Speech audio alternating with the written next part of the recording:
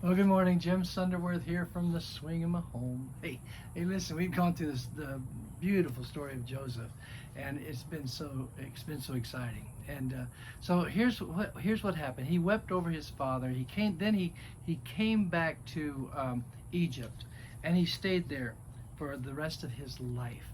Now, there's one thing I got to point out, that when they came back, now, guilt is something that can stay with you a long time, and the other brothers that came back with him, they had still had some guilt there, and they thought, "Oh my goodness, now that the dad is gone, maybe Joseph will take retribution to us now." Have you ever been afraid of something that, and a lot of times the thing we're afraid of never really happens, and so they were really afraid. In fact, they came to him and they wept before him and they bowed before him and said, "Please, Dad wanted you to forgive us." It says right there. He says it pleased the dad that you would forgive us. Well, he they didn't know whether he really said that or not, but they came before him, and the Bible says in chapter 50 that the brothers also went and fell down before his face and said, "Behold, we are your servants."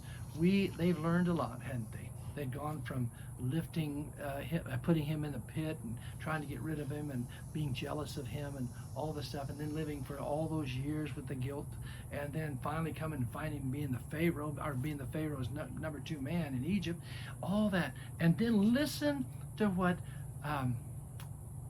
Joseph said. He said, "Do not be afraid, for am I in the place of God?"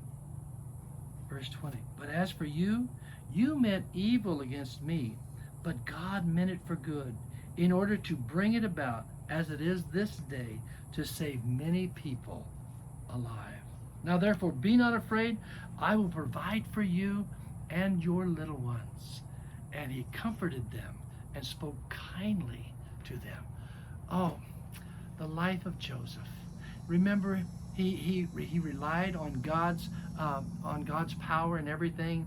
He resisted temptation. He believed in God's provision. He was content with it. He rested in God's contentment. He respected authority. Now, these last two, there were 7 things that we talked about. These last 2 are evident right here. He realizes the providence of God. He said, "What you meant for evil, God did and meant for good."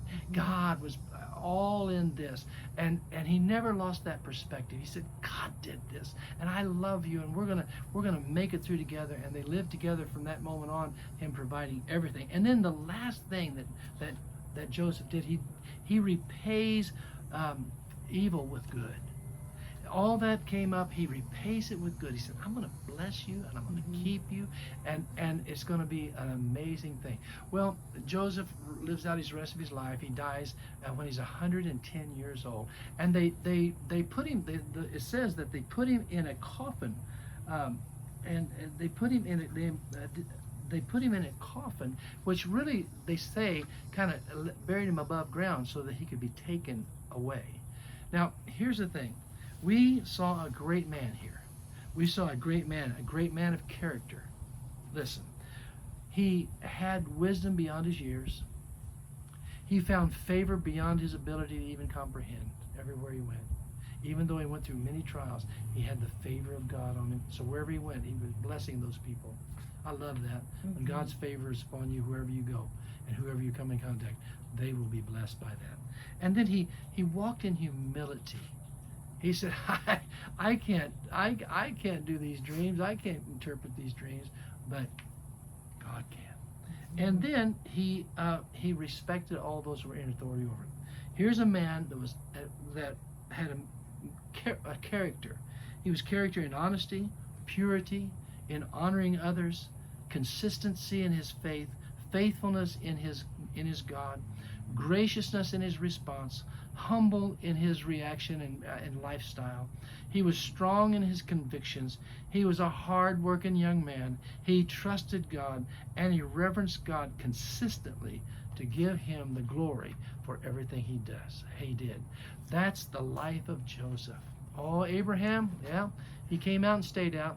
Isaac, well, he believed in God, and he raised Jacob and Esau, and then Jacob came along and he had to learn a lesson. It took him a long time, but he learned it.